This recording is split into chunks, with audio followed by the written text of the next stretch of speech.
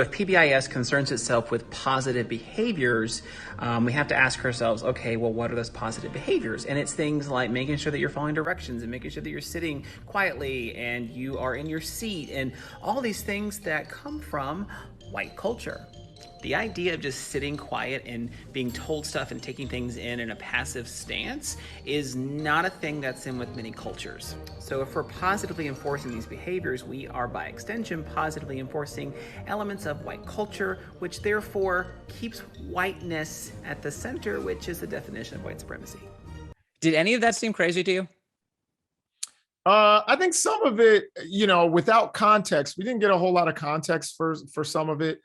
I think, there's also this different, I think a lot of that needed more conversation. Like the guy said, positively reinforcing something versus negatively punishing something. I think those are two different things. There was a guy who was expressing that it is something like white supremacist or white culture to expect children to sit quietly and to ingest information and have some sort of discipline.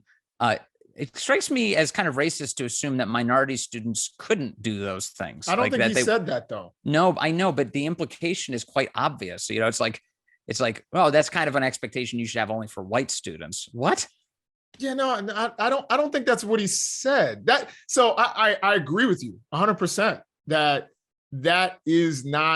that would be racist to say that Black children can't do anything, you know what I mean? Or right. Can't do anything that a white child does, or, Indian children can't do anything that a white child does, or, Asian, whatever. Yes. That would be racist. And I don't think that's what he said.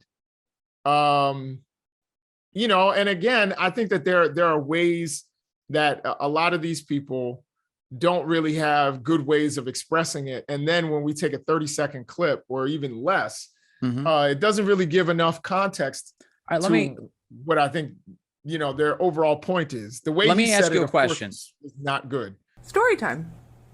This has been my first year in preschool with a class of my own, teaching alongside another queer neurodivergent educator, and we have been rocking our twos class. We've been talking about gender and skin color and consent and empathy and our bodies and autonomy. It's been fabulous. But our teaching team is shifting and a new person is being onboarded. So today at the lunch table, when the topic of gender and genitals came up, one of our students plainly looked up and said, "Well, I'm a girl today, but I know that teacher Co isn't.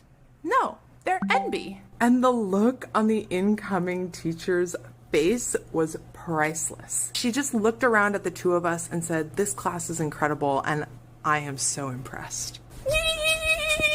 I have no idea what that last lady was talking about. I actually had trouble translating it, and I look at a lot of these for a living. I have no idea what she was talking about. No, I think, well, if I remember the last lady correctly, because like I said, we showed a whole lot of stuff.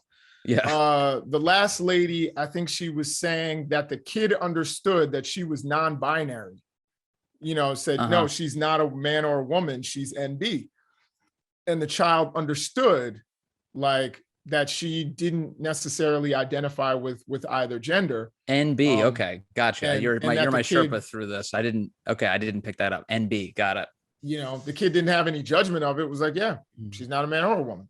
And, she thought that was a positive thing, that the child was able to recognize her identity and didn't, their head didn't explode necessarily. They just were like, yo, that's who she is. Yeah. I mean, if my views are not transparent on this, I think, it's obviously important in my view to be really clear about biology, and it exists. And yes, you're either born a male or a female, and then what you do with that throughout your life is obviously up to you. Yeah, or intersex. Yeah, there's some gray area. So let's just be clear. When we say that it's this clear man-woman binary, or excuse me, male-female binary, not exactly. That's not how. There's a small amount of people who are born. There are some kind of combination of both equipment. There's anomalies, there's deformities, there's absolutely things that occur. And that's in every species. And you know, I think it's calling it a deformity. Some people are like, this isn't a deformity. This is who I am. You know what I mean? Like, but that's true. But if you're born with one arm that's shorter than the other, you would say, you know, you could say it's both a deformity and it's who I am at the same time. Sure. But there are people like, you know, you and I have talked about Caster Semenya, you know, she's born, she identified, this is the difference between gender and sex. You know what I mean? I think she was born female. She has a vagina.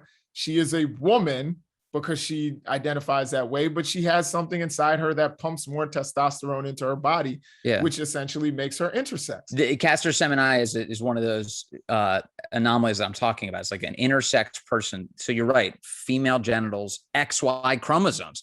So, and of course, and a masculine build, you know, testosterone in the body. So yeah, so that becomes one of those cases that obviously much less clear. Well, what's a masculine build? Like, have you seen Caster Semenya? Yeah, but there are cisgender women who are runners and who are Olympic athletes who have bodies like Caster Semenya or So you've seen biological women who've had masculine builds. Okay, I mean that's. Sure. Yeah, I'm just saying that's how I'm describing Caster Semenya.